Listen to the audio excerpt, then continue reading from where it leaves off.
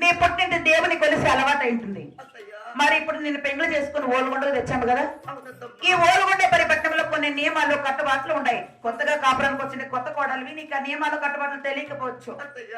ఈ ఓలుగుండ నియమాలు కట్టుబాట్లు అనగా ఈ ఓలుగుండలో గోవింద్ అంటే గొంతులు కోస్తారు, నారాయణ అంటే నాలుకలు తక్కువ వస్తారు. అందుకే మించినట్టు వాళ్ళ తలలు దగ్గరికి ఊరాకల్లా గుమ్మాలు కేలాడి తీస్తారు.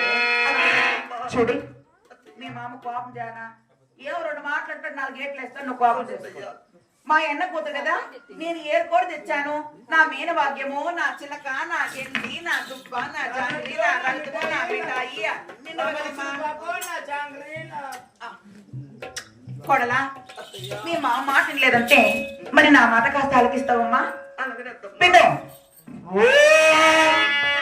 నమ శివాయ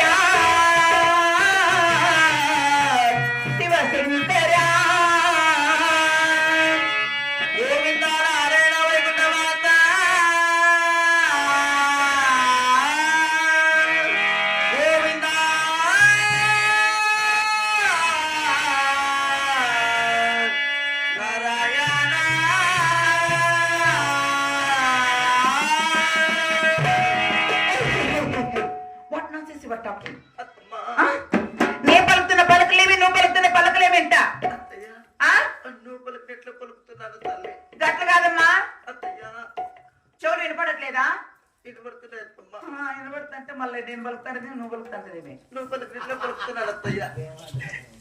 రెండోసారి చెప్తా విను. నమ శివాయ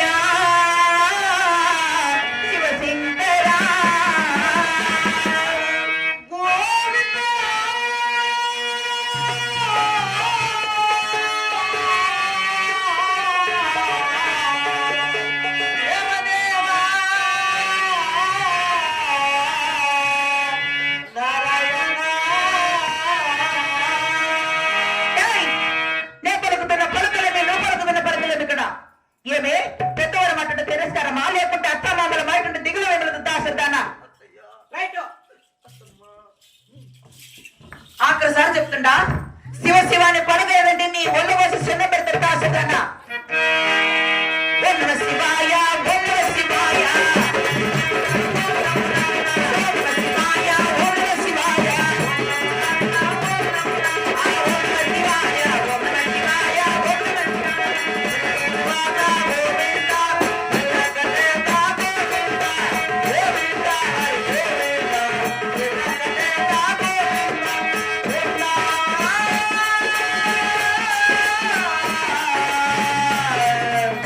Narayana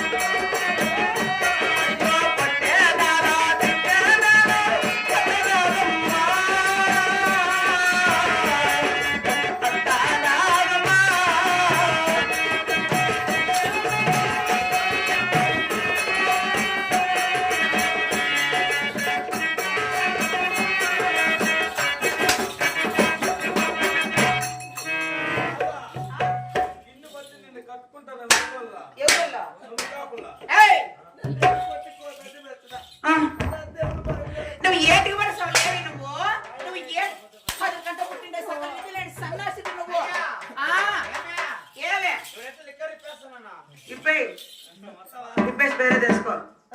ఏయ్ తేనె పూసిని కెత్తే నువ్వు ఏమి తేనె పూసి చెట్టు నువ్వు దాసుదానా రమ్మన్నప్పుడు రాళ్ళ ఏయ్ నీకు పుట్టలేదు తల్లి ఏంది నీకు పుట్టలేదా తప్ప నీతి మాటలు చెప్తాను నేనండి. మీరు నేర్చుకున్నట్లా నీతి నీళ్ళ పాలు నీతి మాటలు చెప్తాను. నీతి మాటలు మంగనాచి తొంగబుర్ర అంటే ఉడికించావ కెరిసా అన్నట్టు నీ ఎట్లా దాసుదానా? ఏయ్ అసలు నీదిగా తప్పు. ఈ చిలుకలు లేరు పాడలే సగరగా బతికిండే వాళ్ళంట చెప్పు. ఈ ఊరు ఆడలు ఎట్లంటే వచ్చేదాకానే కొత్త కొడలకు లేని పని మాటలు చెప్పి వాళ్ళు ఉసురు పోసుకొని ఏసురు పెట్టుకున్నట్లు నా సోతులు అట్లా